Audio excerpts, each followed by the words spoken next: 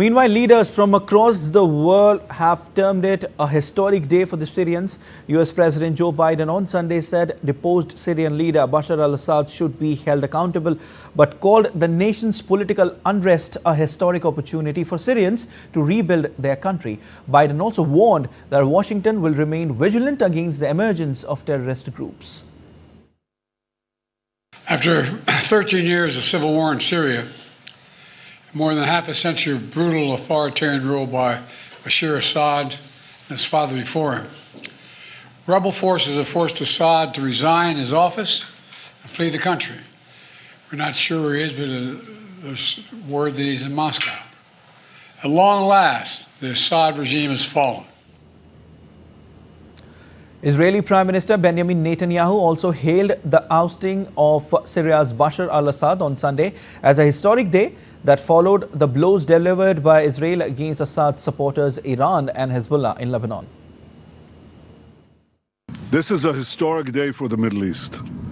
The collapse of the Assad regime, the tyranny in Damascus, offers great opportunity, but also is fraught with significant dangers. This collapse is a direct result of our forceful action against Hezbollah and Iran, Assad's main supporters. It set off a chain reaction of all those who want to free themselves from this tyranny and its oppression. British Prime Minister Keir Starmer also welcomed the end of President Bashar al-Assad's regime, emphasizing that it was important to find a political way forward. Meanwhile, Germany's Olaf Scholz said he stands with the Syrians, hoping for a free and peaceful future, and said Germany would offer its support. The UN Security Council is expected to convene on Monday afternoon for an emergency closed-door meeting regarding Syria in the aftermath of President Bashar al-Assad fleeing the country. The meeting was requested by Russia earlier on Sunday.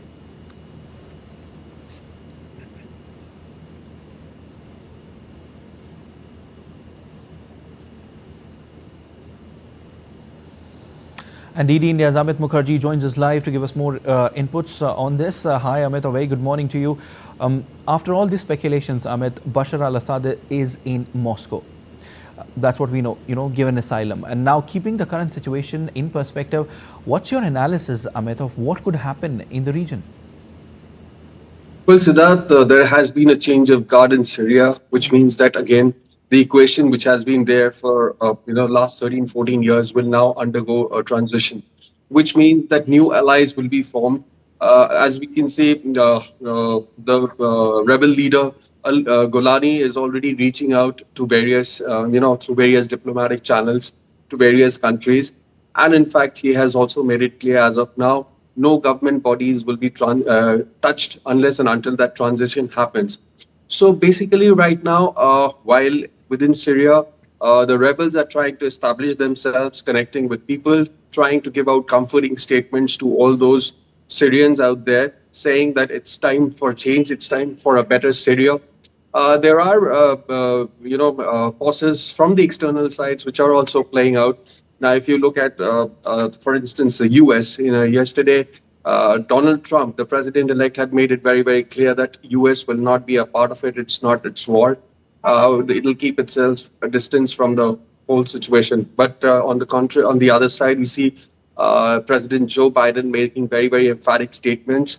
He talked about how, despite the support of Iran and Russia and Hezbollah, the Syrian dispensation led by Assad has collapsed.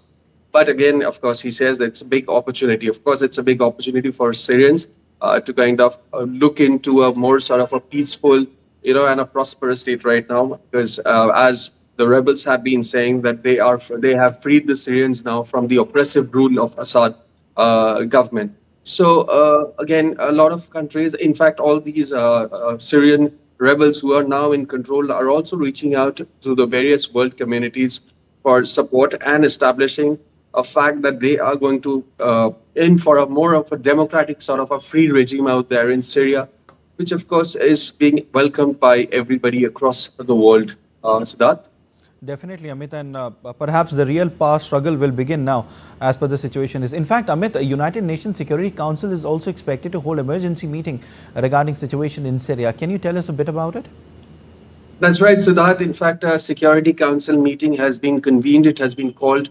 It is going to happen around 8 o'clock GMT today. I mean, that's Monday. And in fact, this meeting interest for the meeting was initiated by Russia, which is equally concerned. Of course, it has given asylum to ex-president now Assad in its country. But yes, they had taken this initiative to call for a UN Security Council meeting.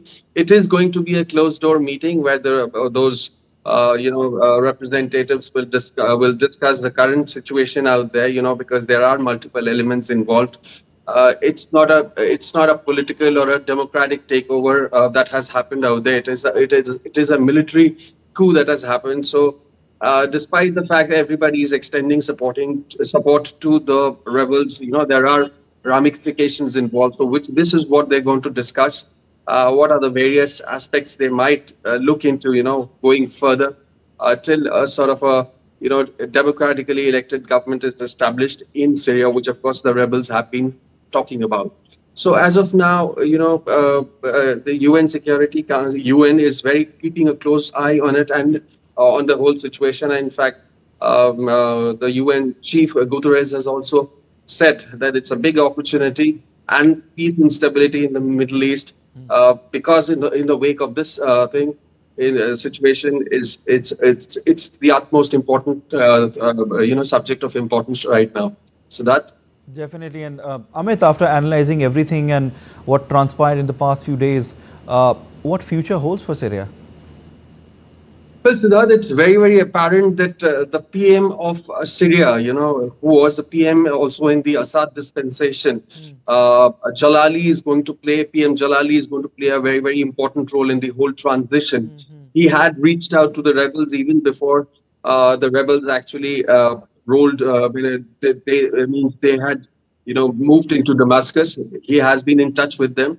And of course, even the rebels have, positively responded to his outreach. They have secured his position as well. And he is the guy who's going to be very, very instrumental in forming the next, government or establishing an administration out there in Syria. Now, what we understand is that there would be a transition government for the next 18 months, after which there would be a democratic elections. That is what the feelers are coming in right now. And this is what being conveyed by the rebels who have just taken over Syria right now. So we're going to see a transition which is going to last for over 18 months right now, where peace will be established, some order will be established, and the rebels who have been busy fighting, for the last 13 years will actually get into a different role of running a country of in the administrative role. Now that is a very, very big challenge, and we have to see how that plays out. So as of now, PM Jalali is the points person as far as this transition is concerned. He's going to have an important role, and we'll have to see how Syrian people get a taste of democracy, which they have, the real taste of democracy, which they have actually been looking forward to for almost more than a decade now, Siddharth. Definitely, we'll have to wait and see what happens there.